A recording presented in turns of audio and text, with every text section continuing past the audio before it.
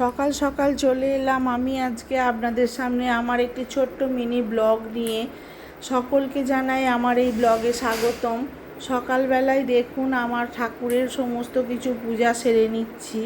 তারপরেই দেখুন আমার গাছে একটি ছোট্ট জবা গাছে চারা, কি দারুণ একটি জবা ফুল ফুটেছে, তুলতে খুব মায়া হলো, তুলিনি।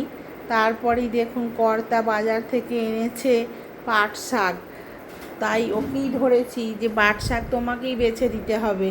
তো ও বেছে দিচ্ছে পাট শাকটা, আমি তো চুপ করে একটা ভিডিও করে নিয়েছি সকলের সামনে তুলে ধরবো বলে।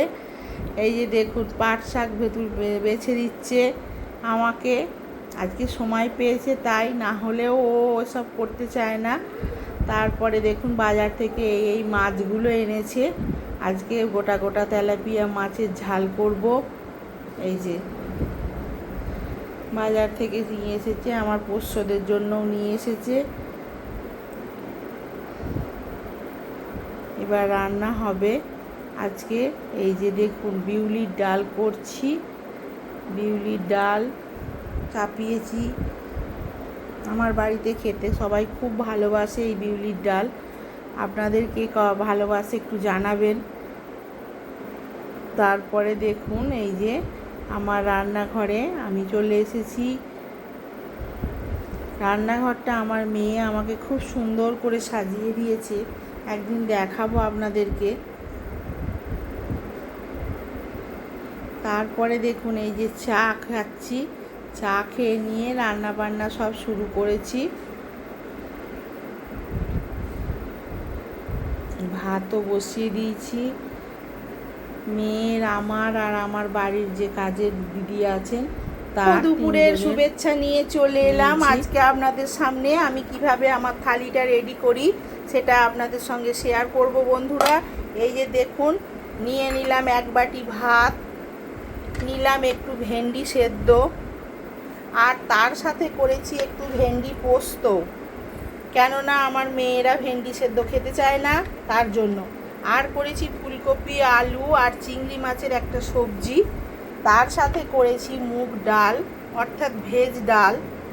আর নিয়েছি বন্ধুরা দেখুন একটু আলু মাখা, কেন নিয়েছি বলছি। তার সাথে নিয়েছি দেখুন ইলিশ মাছের ঝাল, আর নিচ্ছি চাটনি, আর নিচ্ছি জল, আর নিচ্ছি আমার হাতের তৈরি টক দই।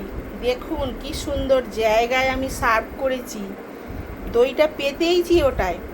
আর তার সাথে বন্ধুরা নিয়েছি দেখুন ভাতের উপর ইলিশ মাছের তেল। ইলিশ মাছের তেল দিয়ে আমাদের সকলেই খুব আলু মাখা খেতে পছন্দ করে, তাই করেছি আলু মাখা। কেমন হয়েছে বলুন বন্ধুরা সব কিছু। আর দেখুন নিয়েছি এক পিস ইলিশ মাছ ভাজাও, তার সাথে কিন্তু ভাজার আইটেমে নিয়েছি 2 পিস পটল ভাজা, এটিও আমাদের খুব প্রিয় একটি জিনিস। এই যে সব কিছু দিয়ে দেখুন পাতটি সাজিয়ে নিয়েছি। কেমন লাগছে বন্ধুরা আমার এই সমস্ত আয়োজন, কমেন্টে একটু জানাবেন। এবার তাহলে আসছি, টাটা বন্ধুরা।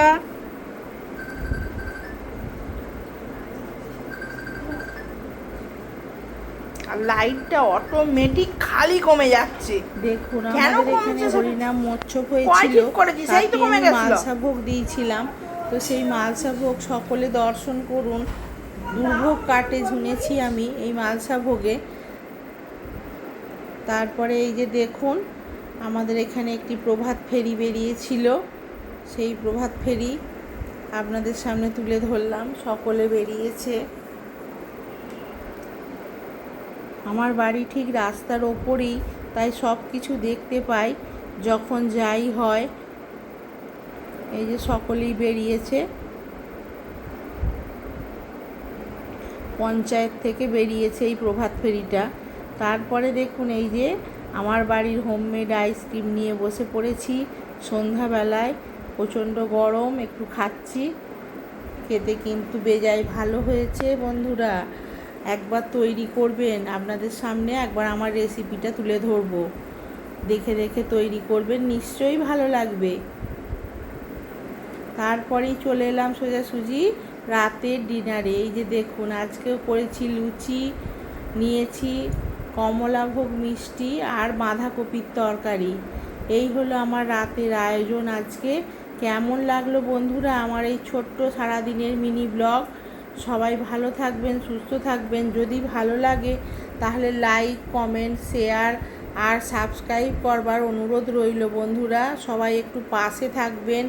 সবাইকার এই রাত্রি খুব ভালো যাক, সবাই ভালো থাকবেন।